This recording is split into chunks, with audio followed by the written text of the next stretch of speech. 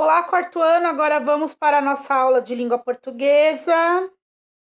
Vocês vão abrir lá na página 3. Nós vamos fazer a interpretação de texto da página 3.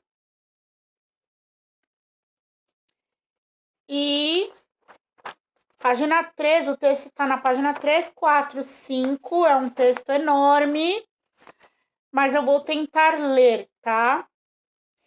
Leia um trecho de uma adaptação do romance 20.000 Léguas Submarinas. Seu autor, Júlio Verne, 1828 a 1905. É a data que ele nasceu e a data que ele morreu. Sempre quando aparece algum autor, alguma personalidade, em algum lugar que tem duas datas, 2 anos, por exemplo, aqui, ó, e tá entre parênteses, tá 1828, tracinho, 1905. 1828 é o ano que ele nasceu e 1905 é o ano que ele morreu, tá? É considerado o pai da ficção científica. Eu não sei se foi na atividade, alguma atividade que eu falei. Ah, foi na atividade da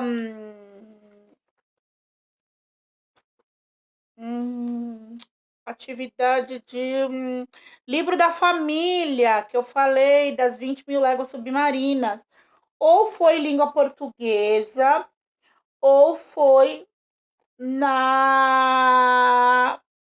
livro da família, que eu falei um pouquinho do Júlio Verne, que eu falei, foi na aula que eu gravei para segunda-feira, que eu falei do Júlio Verne, que eu falei que ele fez 20.000 léguas submarinas, Viagem ao Centro da Terra, e até falei de 2 filmes. Lembra que eu falei que tá lá na Netflix? Viagem ao Centro da Terra, que é o 1, e Viagem 2, A Ilha Misteriosa. São 2 filmes mara. Já assisti 3 vezes, cada um. 3, 4 vezes, eu acho. Os personagens Ned, Conseil, Professor Aronnax, que conta a história, foram resgatados pelo Capitão Nemo depois de caírem no mar. Com o comandante do Nautilus, como o comandante do Nautilus desejava manter o submarino em segredo, os 3 tornaram-se prisioneiros de Nemo, Ned, desde então. Não, gente, eu tô lendo tudo errado, eu vou ler de novo. Os personagens Ned, Conseil e o professor Aronnax, que conta a história, foram resgatados pelo Capitão Nemo depois de caírem no mar. Ponto final. Como o comandante do Nautilus desejava manter o submarino em segredo, os 3 tornaram-se prisioneiros de Nemo. Ned, desde então, procurou formas de escapar do capitão e imaginava uma caçada que os levaria para longe do submarino. Passeio submerso. Durante alguns dias, não vimos o capitão Nemo. Comíamos bem e usufruíamos de toda a liberdade que nos era concedida. Eu não tinha de que me queixar. Sempre que o Nautilus emergia, saíamos para a plataforma a fim de contemplar o oceano e respirar a brisa fresca do mar. E no salão havia exemplares de fauna e flora suficientes para me manter estudando por anos a fio. Mais ou menos após uma semana, encontrei em minha cabine este bilhete. 16 de novembro de 1867, ao professor Aronnax, a bordo do Nautilus. O capitão Nemo convida o professor e seus companheiros para uma caçada a realizar-se amanhã nas florestas da ilha de Crespo. Capitão Nemo, comandante do Nautilus. Uma caçada? Ned exclamou. Quando lhe mostrarei o bilhete? Quando lhe mostrei o bilhete? Quer dizer que o capitão eventualmente vai à terra firme? Conseil observou. Consultei o mapa de Nemo e disse: se realmente é assim, ele de certo escolhe as ilhas mais desertas. Na manhã seguinte, o capitão me convidou a tomar desejum em sua companhia. Então vamos caçar em terra firme, comentei. Não, ele respondeu. Vamos caçar nas florestas submersas. Florestas submersas? E como chegaremos lá? A pé, professor. Se quiser me acompanhar. Perplexo, segui o capitão até a popa do submarino, onde Ned e Conseil estavam nos esperando. Nemo entregou a cada um de nós um escafandro equipado com um tanque de ar comprimido e reguladores que nos permitiam respirar naturalmente. Deu-nos também lanternas elétricas e espingardas de ar comprimido que disparavam balas de vidro.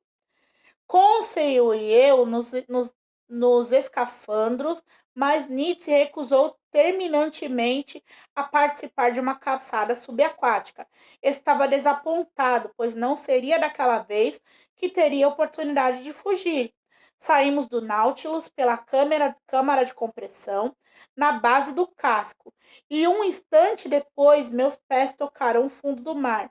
Eu me senti como se estivesse em outro planeta. Parecia não ter peso. Caminhando pela areia macia, rodeado de estranhas plantas, pedras, corais, conchas, peixes de todas as cores imagináveis. Algas compridas balançavam graciosamente à nossa volta, como fitas sob uma luz trêmula. Extasiado com tamanha beleza, tive vontade de dizer a Côncia o que sentia, mas o capacete me impedia de falar. Ah, escafandro, vestimenta de mergulhador para o fundo do mar. Então, eles estão aqui, ó, vestindo o escafandro, tá? Outra palavra estranha que estava aqui, ó, que tudo eles passam, eles sublinham. Léguas, medida usada pelos navegadores. É uma medida de espaço e de tempo, tipo metro, centímetro. Nos navegadores usam léguas, tá? Usufruíamos, vem de aproveitar, vem de apreciar. Eventualmente. Eventualmente é uma coisa que não é constante, é uma coisa que é de tempos em tempos, que é ocasionalmente, tá? Página 5. Fazia cerca de 1 hora e meia que estávamos caminhando, quando o capitão Nemo nos apontou uma massa escura que se erguia diante de nós. Deve ser a floresta submersa de Crespo, pensei, enquanto penetrávamos numa selva de algas gigantescas que se elevavam a perder de vista, retas como colunas. Exploramos esse local magnífico até que Nemo indicou com um sinal que faríamos uma pausa em nosso passeio. Fiquei contente com o descanso, chegando até mesmo a cochilar um pouco. Assim que abri os olhos, porém, ouvi uma coisa horrível e dei um salto. Aos poucos metros de mim estava uma aranha do mar enorme, pronta para me atacar. Mais que depressa, o capitão Nemo avançou contra ela e a liquidou com sua arma. O incidente me serviu de alerta. A bela floresta podia encerrar perigos ainda maiores. Continuamos nos aprofundando cada vez mais até que tivemos que acender as lanternas. Logo nos deparamos com um monte de blocos gigantescos. Era a base da ilha de Crespo, a fronteira dos domínios do capitão Nemo naquela região. Começamos a voltar para o Nautilus, tomando um caminho mais íngreme. Pouco a pouco chegamos a um lugar onde a água atingia apenas 10 metros de profundidade. Cardumes inteiros se deslocavam ao nosso redor. A alguns metros do Nautilus, Nemo fez um sinal para eu me abaixar. Joguei-me no chão e um par de sombras escuras passou sobre mim. eram 2 tubarões monstruosos, as mandíbulas de ferro eriçadas de dentes.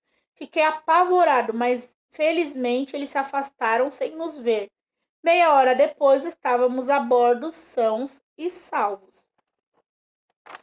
E aí, terminando a leitura desse texto, porque vocês vão ler de novo, vocês irão fazer as páginas 6, 7, 8, 9, 10, 8, 9 e 10. Ok? E talvez na sexta-feira eu farei a aula de correção dessas perguntas, igual aquela aula de sexta-feira passada da correção do texto do carro voador. Tá bom, gente? Tchau, tchau. Até daqui a pouco com a aula que está faltando.